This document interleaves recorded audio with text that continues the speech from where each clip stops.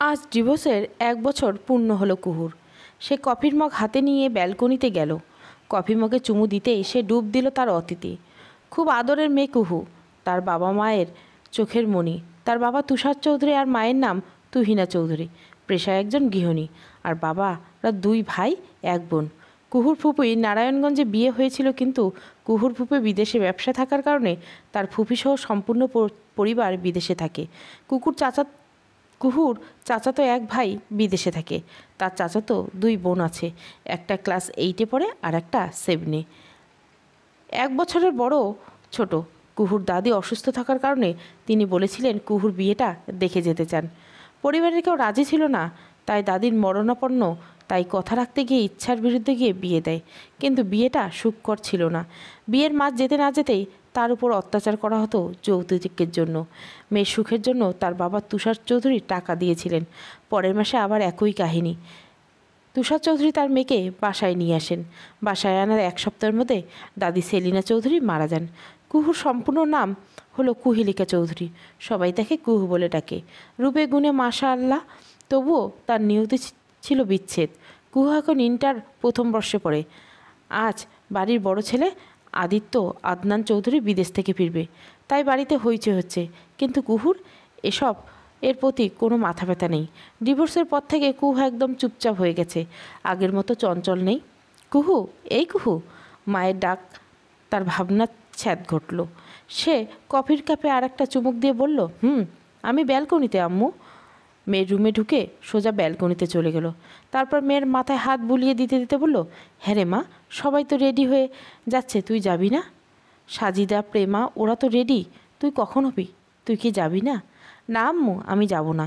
তোমরা যাওয়ার, আমার পরীক্ষা আছে, পড়তে বসবো। তুই যদি এমন চুপচাপ সবার থেকে গুটিয়ে নিস তাহলে কি চলবে? তুই না গেলে তোর বড় আব্বু কষ্ট পাবে। আম্মু, আমি বড় আব্বুকে বুঝিয়ে বলবো। তোমরা আমার জন্য তোমাদের যাওয়াটা ক্যান্সেল করো না। তুই যা ভালো মনে করিস। নিচে রহিমা আছে, যা লগে চেয়ে নিস। কখন রওনা দিবে? এই তো এক্ষুনি। ঠিক আছে, যাও, সাবধানে যাও। আর কোনো কথা না বাড়িয়ে চুপচাপ রুম থেকে বের হয়ে গেল। নিচে নামতে আদিত্যের বাবা ফয়সাল চৌধুরী আর আদিত্যের মা কাকন চৌধুরী বললেন, কিরে ছোট, কুহু রেডি হয়নি? ও যাবে না? না ভাবি, ও যাবে না।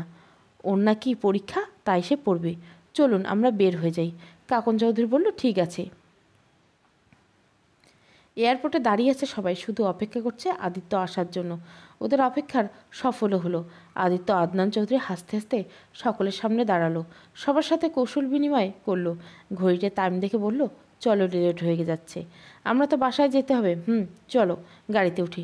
গাড়িতে ওরা উঠতে ড্রাইভার গাড়ি স্টার্ট করলো। প্রেমা মন খারাপ করে বলল, সবাই এসেছি, শুধু কুহু আপ্পি ছাড়া। কুহু আপ্পি আসলে কত ভালো হতো। আদিত্য তখন ফোনে মনোযোগ দিয়ে কাজ করছিল। কুহু নামটা শুনতেই ভুরু কুচকে বলল, ছোটো মা, কুহু কেন আসলো না? কী আর বলবো বাবা, ডিভোর্সের পর মেয়েটা আমার চুপচাপ হয়ে গেছে, কারোর সাথে মেশে না, কথা বলে না। ওকে বলেছিলাম আসতে, কিন্তু ওর কি এক্সাম আছে, তাই পড়তে বসবে। দাদির কথায় কেন যে বিয়েটা দিতে গেলেন বুঝলাম না। জ্যামে আটকে প্রায় ঘণ্টাখানিক পর বাসায় পৌঁছলো সবাই। বাইরে গাড়ির হর্ন বাজাতে কুহু বুঝে গেল ওরা সবাই এসেছে। কুহু তখন বারান্দায় ছিল। একে একে সবাই গাড়ি থেকে নামতে দেখলো।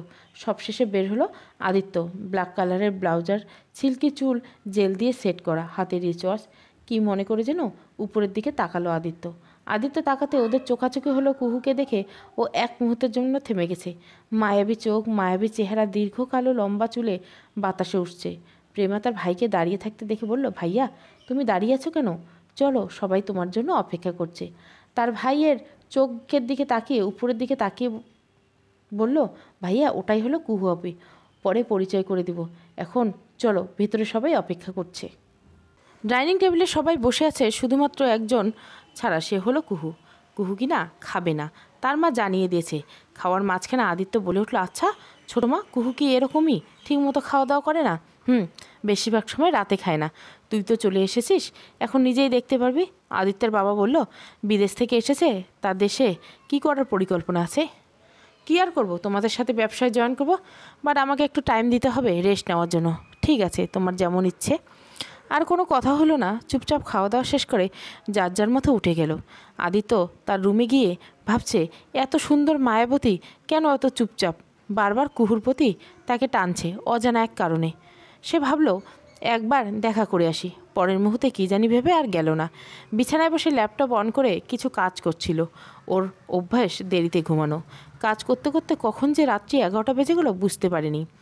তখন তার কফির প্রয়োজন, তাই সে নিচে নামলো কফির জন্য। কিচেন রুমে গিয়ে কফি বানানোর জন্য গরম পানি বসালো। 10 মিনিটের মধ্যে কফি বানিয়ে উপরে যাচ্ছিল, হঠাৎ খেয়াল একদম কর্নারের দিকে একটা রুমে এখনও লাইট জ্বলছে। কিছুটা কৌতূহলবশত সেই ওই রুমের সামনে গেল।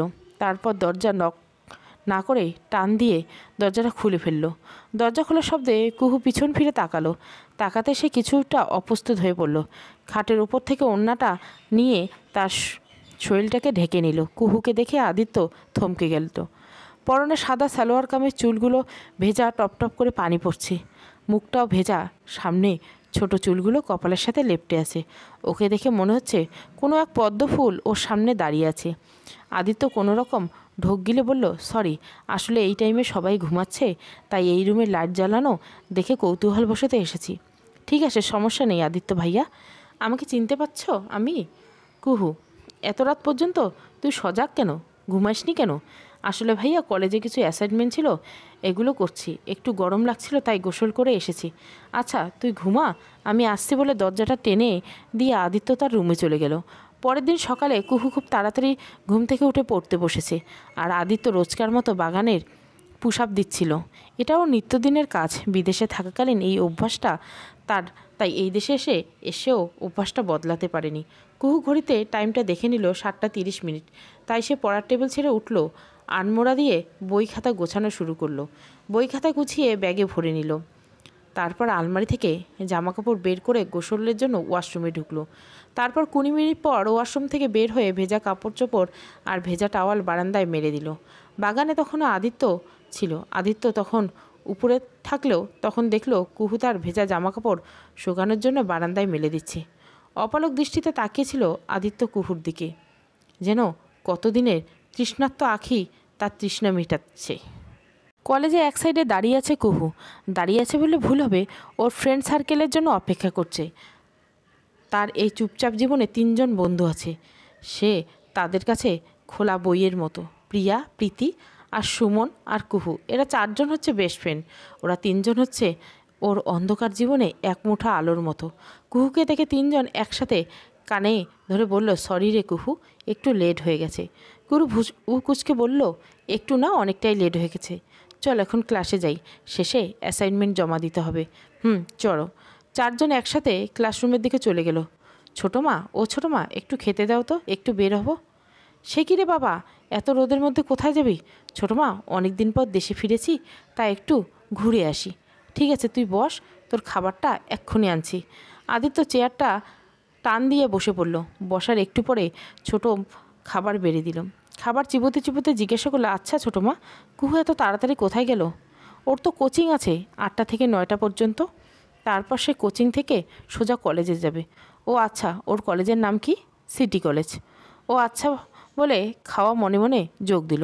চুপচাপ খেয়ে তারপর বলল, আমি ছোটো মা আর মাকে কল দিয়ে আমি বের হচ্ছি।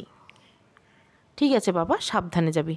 3 বন্ধু ক্লাস শেষ করে অ্যাসাইনমেন্ট জমা দিয়ে বলল, আমাদের তো আর ক্লাস নেই, তাহলে চল নদীর পাড় থেকে ঘুরে আসি। 4জন একটা অটো দাঁড় করিয়ে সুমন বলল, মামা যাবেন? সামনের ঘাটে যাব। জামু, ওরে তয় ভাড়া কিন্তু 40 টাকা দিতে হইব। ঠিক আছে দিবা, চলেন। 3জন অটোতে উঠে গেল। বেশ কিছুক্ষণ পর অটোটা নদীর পাড়ে এসে থামলো। সুমন ভাড়াটা দিয়ে অটো আবার সবাই সাই করে চলে গেল চোখের পলকে। কুহু বলল, দোস্ত আয় নৌকোয় উঠি, একটু নৌকায় ঘুরে চললে ভালো লাগবে। চল। কোলাহল নেই চারিদিক, শুধু নৌকা আর ঠান্ডা বাতাস, মন ভালো করার একটা পরিবেশ। 3জনে মিলে একটা নৌকো ঠিক করলো, আর সেই নৌকা করে ঘুরে বেড়াচ্ছে 3 মানবী। প্রকৃতির এমন সৌন্দর্য দৃশ্য দেখে হারিয়ে গেল। সুমন ঘড়ির টাইম দেখে বলল, দোস্ত 12টা বাজে, এখন চলে যাই। এই মাঝি ভাই নৌকাটা পাড়ে ফেরাও। ঠিক আছে বলে মাঝি পাড়ে নৌকা ফেরালো। কুহু বলল, আমি নৌকার ভাড়াটা দিয়ে দেব। সুমন, প্রিয়া, প্রীতি কেউই না করে নেই, কারণ না করলেও কুহু শুনবে না। তাই কুহু ভাড়া মিটিয়ে দিতে প্রীতি চিল্লিয়ে বলল, দোস্ত ওই দেখ ফুচকার দোকান, ফুচকা খাবি? প্লিজ না করিস না। সুমন বলল, আজ না, অন্য কোনো দিন, এমনিতেই লেট হয়ে গেছে। প্রিয়া বলল, তুই আজ তাড়া দিচ্ছিস কেন? বাসায় কি বউ আছে? কুহু, আমি ফুচকা, তুইকে সুমনকে একটু বল। কুহু বলল, থাক সুমন, বাদ দে, খেতে যেহেতু চাইছে তাই আয়, সবাই মিলে খাই। এক যাত্রায় পৃথক ফল হলে কেন, 4 জনে মিলে গেল। চেয়ার টেবিল ছিল 3 জনের। টেনে বসলো। সুমন গেল ফুচকার অর্ডার দিতে। এই মামা 4 প্লেট ফুচকা দেন তো। হ্যাঁ মামা, দিচ্ছি। বেশ কিছুক্ষণ পর ফুচকা হাতে চলে আসলো সুমন, আর ফুচকাওয়ালা সুমনের হাতে ছিল 2টো ফুচকার প্লেট, আর ফুচকাওয়ালার হাতে ছিল 2টো প্লেট। তারপর টেবিলে রেখে ফুচকাওয়ালা চলে গেল, আর সুমন চেয়ার টেনে বসে বলল, নে খাওয়া শুরু কর। খাওয়া শুরু করলো 4 বন্ধু। ফুচকা খাওয়া শেষ হলে বিলটা পরিশোধ করে সুমন বলল, দোস্ত এখান থেকে আমরা গাড়িতে উঠে যাই, আর মেইন রোডে যাব, আবার গাড়িতে উঠবো, অনেক দেরি হয়ে যাবে। কুহু বলল, আচ্ছা ঠিক আছে যা, তবে বাসায় গিয়ে নক দিস। ঠিক আছে, বাই দোস্ত, সুমন বলল। ওকে বাই, সাবধানে যাস, কুহু বলল। কুহুর কাছ থেকে বিদায় নিয়ে ওরা 3 জন চলে গেল। কুহুও কি মনে করে থেকে গেল, ওর মন চাইছে আরেকটু থাকতে, তাই সে বটগাছের নিচে পাতা বেঞ্চে বসে ফোন চালাচ্ছিল। বেশ কিছুক্ষণ পর সামনে তাকাতে থমকে গেল, অপ্রত্যাশিত কাউকে দেখে। কুহু আর দেরি না করে ব্যাগটা কাঁধে নিয়ে চলে যেতে চাইছিল। সেই অপ্রত্যাশিত ব্যক্তির কাছে এসে কুহুকে বাধা দেয়। সেই অপ্রত্যাশিত ব্যক্তি আর কেউ না, সে হলো কুহুর এক্স স্বামী। এত বছর পর জেল থেকে ছাড়া পেয়েছে। কুহুর এক্স স্বামীর নাম মামুন। কুহু চলে যেতে নিলে ওর পদ আটকে দিয়ে বলে, আরে কুহুরা নিজে, তুমি এইখানে কি করো? আমি এখানে কি করি না করি তোকে বলতে যাব কেন? আকস্মিক কুহুর হাত টেনে ধরে। ছাড় বলছি, আমার হাত ছাড়। এত ছটপট করছো কেন? ছেড়ে তো দিবই। অনেকক্ষণ টানাটানি হচ্ছে, পিছন থেকে বলল, ওর হাত ছেড়ে দে। কে পিছন থেকে বলল শোনার জন্য কুহু তাকালো। কুহুর শরীরে যেন প্রাণ ফিরে এলো। লোকটা আর কেউ না, আদিত্য আদনান চৌধুরী। এইখানে ঘোরার জন্য এসেছিল। এসে দেখে কুহুর হাত ধরে টানছে। তারপর সে সেইখানে যায়। কী হলো, কখন থেকে বলছি ওর হাতটা ছাড়তে, ছাড়ছিস না কেন? মামুন বলল, তুই কে রে, তোর কথা শুনতে হবে? আমি কে সেই কথা না জানলেও চলবে। তুই শেষবারের মতো বলছি, হাতটা ছাড়বি কি না? যদি বলি ছাড়বো না, তখন কি করবি? আদিত্য ব্যাকা হেসে বলল, দেখবি কি করি, বলে সাথে সাথে নাক বরাবর ঘুষি মারল। সাথে সাথে ছিটকে পড়ল। আশা করি আমার মারটা তোর মনে থাকবে, নেক্সট টাইম যেন ওর আশেপাশে তোকে না দেখি। তারপর আর কোনো কথা না বলে কুহুর হাত ধরে টেনে নিজের গাড়িতে নিয়ে গাড়ির ডোর খুলে গাড়িতে বসিয়ে দিল। তারপর সেই অন্য সাইডের ডোর খুলে ড্রাইভিং সিটে বসে পড়ল। একবার কুহুর দিকে তাকিয়ে দেখলো, তারপর দাঁতে দাঁত চিবিয়ে বলল, কুহু সিট বেল্টটা বেঁধে নে। কুহু কোনো কথা না বলে সিট বেল্টটা বেঁধে নিল। বেশ কিছুক্ষণ ড্রাইভ করার পর জিজ্ঞাসা করলো, লোকটা কে ছিল? কুহু নিশ্চুপ। কুহু, তোকে আমি চুপ থেকে বলিনি, কথা বলল। আমাকে রাগাবি না, আমি রেগে গেলে কিন্তু সামলানো মুশকিল। কুহু ভয়ে কাঁপা কাঁপা গলায় বলল, ও মামুন, আমার প্রাক্তন স্বামী। এতদিন জেলে ছিল, এখন জেল থেকে ছাড়া পেয়েছে। তুই এই নদীর ঘাটে কী করতে গিয়েছিলি? ফ্রেন্ড সার্কেলের সাথে গিয়েছিলাম, ওরা চলে গেছে, আমি আর একটু থাকবো বলে যাইনি। আদিত্য আর কোনো কথা না বলে আবার গাড়ি চালানো শুরু করলো। বেশ কিছুক্ষণ পর বাড়ি এসে পৌঁছালো। বাড়িতে আসতে কুহু গাড়ি থেকে নেমে গেল। আদিত্য পার্কিং এরিয়ায় গাড়িটা রেখে এসে বাড়িতে ঢুকলো। তারপর চেঁচাতে চেঁচাতে বলল, ছোটো মা, আম্মু, তোমরা সবাই কোথায়? এক্ষুনি আমার কাছে এসো, কিছু কথা আছে তোমাদের সাথে। আদিত্য চেঁচামেচি শুনে কুহুর মা এবং আদিত্যর মা দুজনে রান্নাঘর থেকে ছুটে এলো। কিরে বাবা, আমাদের ডাকছিস কেন, কিছু বলবি? ছোটো মা, আমাদের বাড়িতে এত গাড়ি থাকতে কুহু কেন গাড়ি ছাড়া কলেজ যায়? এখন থেকে ওর গাড়ি ছাড়া কলেজ যাওয়া বন্ধ, এবং কি গাড়ি করে যাবে আর বাসায় ফিরবে, আর কলেজ থেকে এদিক ওদিক বেড়ানো বন্ধ। প্রয়োজন পড়লে সপ্তাহে আমি ওকে ঘুরতে নিয়ে যাব, তাও একা একা কোথাও যাওয়া বন্ধ। কেন রে বাবা, কি হয়েছে? ছোটো মা, তুমি জানো ওই জানোয়ারের বাচ্চা জেল থেকে ছাড়া পেয়ে কুহুর উপর অ্যাটাক করছে, তাই আমি চাই না কুহু একা একা কোথাও যাক। আর হ্যাঁ, এখন থেকে কুহু বোরখা পরে কলেজে যাবে। আশা করি আমার কথাটা বুঝছো। আমি এখন আসছি বলে চলে গেল। কুহুর মা আর আদিত্যর মা ওর যাওয়ার পরে চলে গেল, আর কুহুর উপর থেকে দাঁড়িয়ে সব শুনল। সব শুনে নিজের রুমে গিয়ে ঠাস করে দরজা লাগিয়ে দিল। সেই যে কলেজ থেকে বাসায় ফিরল, কুহু আর নিচে নামেনি। দুপুর গড়িয়ে রাত হয়ে গেল, কেউ ওকে রুম থেকে বের করতে পারেনি। রাত তখন 8টা বাজে। আদিত্য মাত্র বাসায় ফিরল। আদিত্যর হাতে অনেকগুলি শপিং ব্যাগ। আদিত্য তার ছোটো মাকে জিজ্ঞাসা করলো, ছোটো মা, কুহু কোথায়? আর বলিস না বাবা, সেই যে কলেজ থেকে ফিরে বাসায় আসলো আর নিচে নামেনি, দুপুরে খায়ও নি। ঠিক আছে, তুমি খাবারটা সার্ভ করো, আমি এক্ষুনি ওকে নিয়ে নিচে নামছি বলে গট করে সিঁড়ি পেরিয়ে উপরে চলে গেল। কুহু রুমে সামনে এসে দরজায় কড়া নাড়ছে। এই কুহু, কুহু, দরজাটা খোল বলছি। আমি 1 থেকে 3 পর্যন্ত গুনবো, এর মধ্যে যদি দরজা খুলিস তাহলে ভালো, আর না হলে যদি না খুলিস আমি তোর কী হাল করব ভেবে কুল কিনারা করতে পারবে না। 1, 2 বলার সাথে সাথে কুহু ভিতর থেকে দরজা খুলে দিল। দরজা খোলা পেয়ে আদিত্য কুহুর রুমে প্রবেশ করলো। কুহুর রুমটা খুব সুন্দর আর গোছানো। কুহুর সামনে কতগুলো শপিং ব্যাগ রাখলো আর বলল, এই ব্যাগে কিছু হিজাব আর বোরখা আছে, তুই এগুলো পরে বাইরে যাবি, বুঝতে পেরেছিস? আমি কি করব?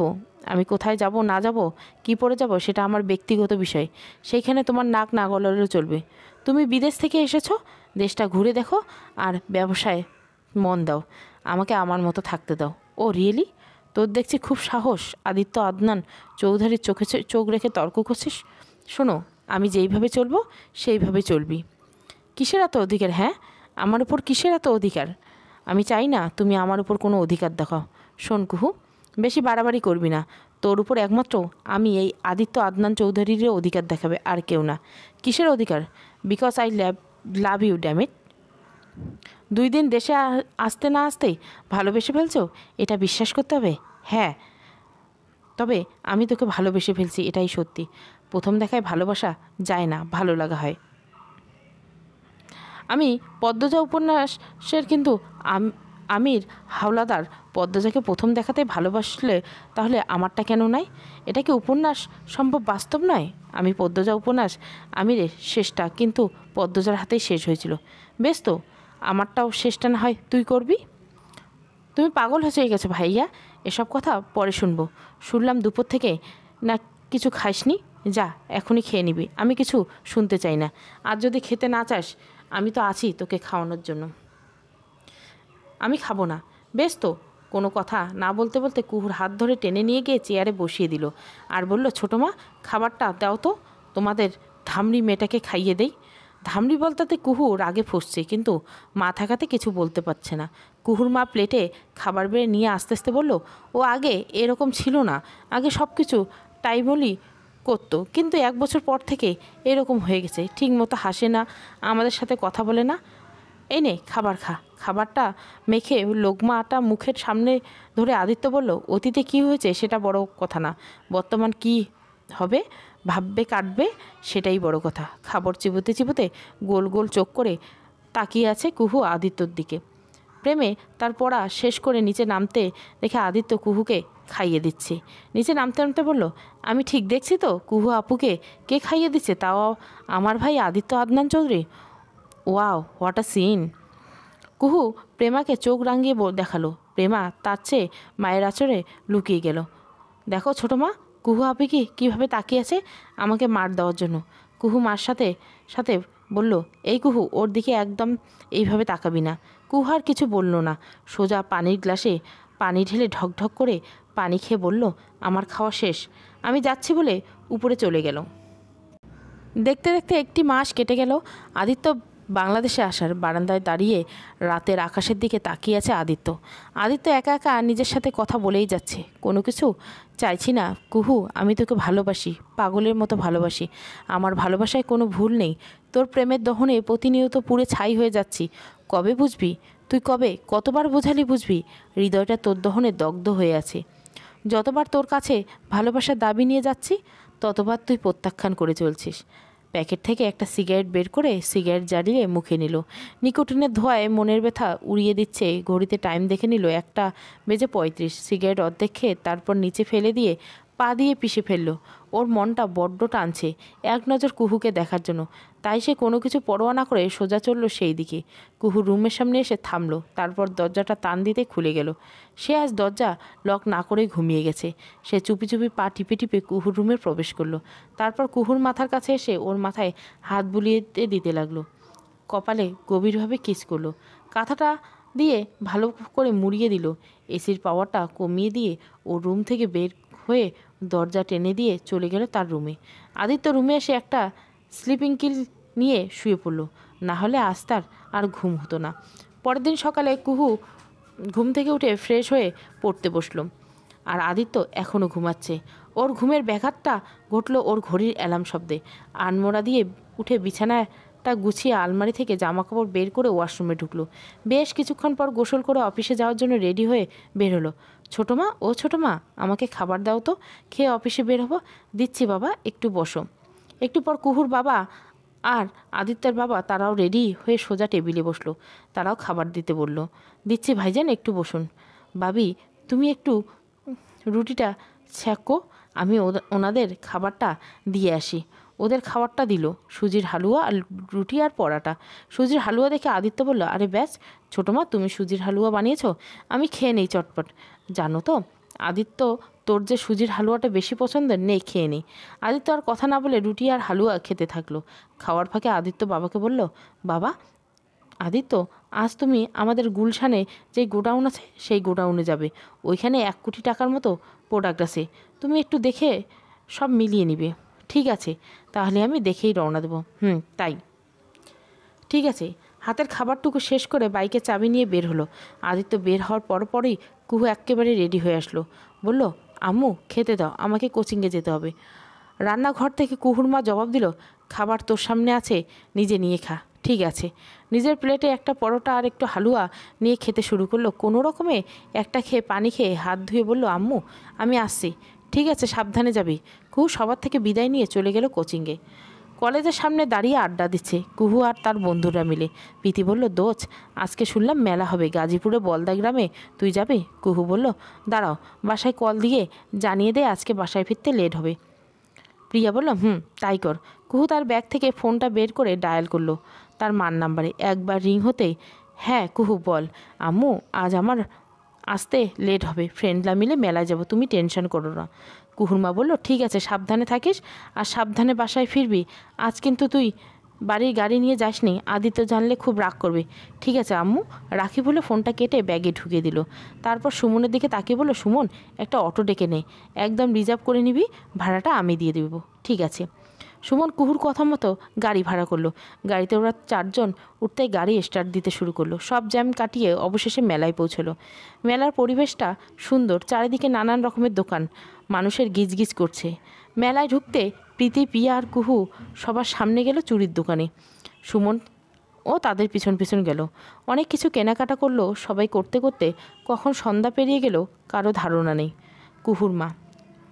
কুহুর বড় মা, ওরা সবাই চিন্তা করছে এখনও কেন কুহু আসলো না। বলেছিল দেরি হবে, তার মানে এই না সেই দুপুর গড়িয়ে সন্ধ্যা। সুমন বলল, দোস্ত এইবার রওনা দিতেই হবে, প্লিজ চল, যেতে যেতে 3 ঘন্টা লাগবে। কুহু বলল, কয়টা বাজে রে? সুমন বলল, 7টা। কুহু বলল, এত তাড়াতাড়ি না, 8টায় রওনা দেবো, 10টায় পৌঁছবো। প্রিয়া ও প্রীতি সহমত দিল। তাই ইচ্ছে না থাকলেও ওদের জন্য সুমনকে থাকতে হলো। কুহু বলল, দোস্ত এই দিকটায় চল, নৌকো বাইক হচ্ছে, দেখবো চল। ওরা সবাই যখন গেল নৌকো বাইচ দেখতে দেখতে 8টা বেজে গেলো। সুমন ঘড়ির টাইম দেখে নিয়ে বলল, কুহু এইবার রওনা দিতে হবে, অলরেডি 8টা বাজে। কুহু বলল, চল তাহলে যাই। ওদের ঠিক করা অটো দাঁড়িয়েছিল, সেইখানে গিয়ে সবাই বসতে বসতে মামা গাড়িটা স্টার্ট দেন। এইদিকে কুহুর ফোনে অসংখ্যবার কল করে যাচ্ছে আদিত্য, কিন্তু ফোন ধরছে না। মাঝখানে ওরা আবার জ্যামে আটকে ধরলো। 8 ঘন্টা পর জ্যাম ছুটলো। জ্যাম ছুটতে ওদের গাড়িটা খুব জোরে চলতে শুরু করলো। কুহুর বাড়ির মোড়ে আসতে কুহু নেমে ভাড়াটা মিটিয়ে সবার থেকে বিদায় নিয়ে চলে গেল বাসার উদ্দেশ্যে। বাসার গেটে পৌঁছাতে ওর বুকটা ধড়াস ধড়াস করতে লাগলো।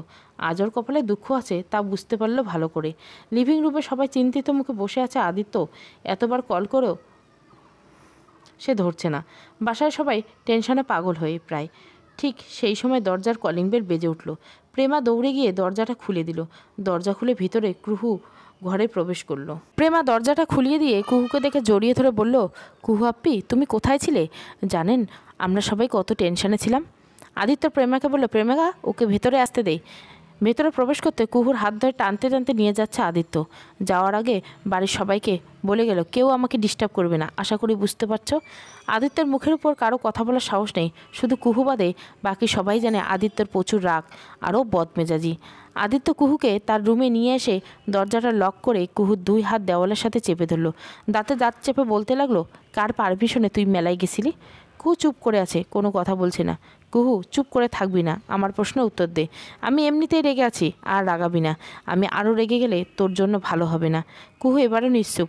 কুহু হাতটা ছেড়ে কুহুর গালটা চেপে ধরে বলল, কী রে, কথা যায় না তোর কানে? আমার আনসার দে। কুহুর চোখ থেকে টুপটুপ করে জল পড়ছে। একদম কাঁদবি না, আমার আনসার দে। আম্মুর পারমিশন নিয়েছিলাম। আমি যে তোকে কতবার কল করেছি, ধরিসনি কেন? ফোনটা সাইলেন্ট ছিল, তাই শুনিনি। আমি যে তোকে বলেছিলাম বোরখা পরে গাড়ি নিয়ে কলেজে যাবি, তুই শুনিসনি কেন? এইবার কুহু রেগে গিয়ে কুহু জোরে চিৎকার করে বলল, তুমি কে যে তোমার কথা শুনতে হবে? আমার উপর এত কিসের অধিকার দেখো? আদিত্য প্রচুর রেগে গিয়ে কুহুর চুলের মুঠি ধরে বলল, আমি কে? কেন তোর উপর অধিকার খাটাই? তুই জানোস না আমি তোকে কতটা ভালোবাসি? তুই থাক, আমি আসছি। আজকের পর থেকে আইনগতভাবে তোর উপর অধিকার খাটাবো বলে কুহুকে ছেড়ে দরজার কাছে গিয়ে দরজার লক খুলে বের হলো। দরজা খোলা পেয়ে কুহুর সাথে সাথে বেরিয়ে গেল। আদিত্য নিচে নেমে বলল, আম্মু, আব্বু, ছোটো মা, ছোটো বাবা, আমি একটা কথা বলতে চাই। সবাই উৎসুক দৃষ্টিতে তাকিয়ে আছে আদিত্যর দিকে। আদিত্যকে বলে সেটা শোনার জন্য। সিঁড়ির এক কোণায় দাঁড়িয়ে আছে কুহু। আদিত্য বলল, আমি কুহুকে আজ এই মুহূর্তে বিয়ে করতে চাই। এই কথাটার জন্য কেউ প্রস্তুত ছিল না। সবার মাথায় মনে বজ্রপাতের মতো আঘাত করল। আর কুহু এক মুহূর্তে দাঁড়িয়ে থেকে চলে গেল নিজের কক্ষতে। রাত 12টায় আদিত্যর বাবা সহ সবাই আছে লিভিং রুমে। কুহুর বাবা তার পরিচিত উকিলকে ফোন করে জানিয়েছে আইনিভাবে কুহুর আর আদিত্য বিয়ে হবে। কুহু চুপচাপ বসে আছে। তার বাবা মার জন্য সে বাধ্য হয়েছে বিয়েটা করতে। উকিল ব্যাগ থেকে কাগজ বের করে দিল। তারপর আদিত্যকে দেখিয়ে দিল এইখানে স্বাক্ষর করতে। আদিত্য 7 পাঁচ না ভেবে স্বাক্ষর করে দিল। আদিত্য পাশে বসে আছে কুহু। কুহুকে যখন কাগজটা এগিয়ে দিল আদিত্য স্বাক্ষর করার জন্য, তখন সে কলমটা হাতে নিয়ে থ মেরে বসে আছে। কুহুকে বসে থাকতে দেখে আদিত্য বলল, তুই যদি এখনও স্বাক্ষর না করিস, তোর কপালে অশেষ দুঃখ আছে। কুহু ভয় পেয়ে একটা ঢোক গিলে স্বাক্ষরটা করে নিল।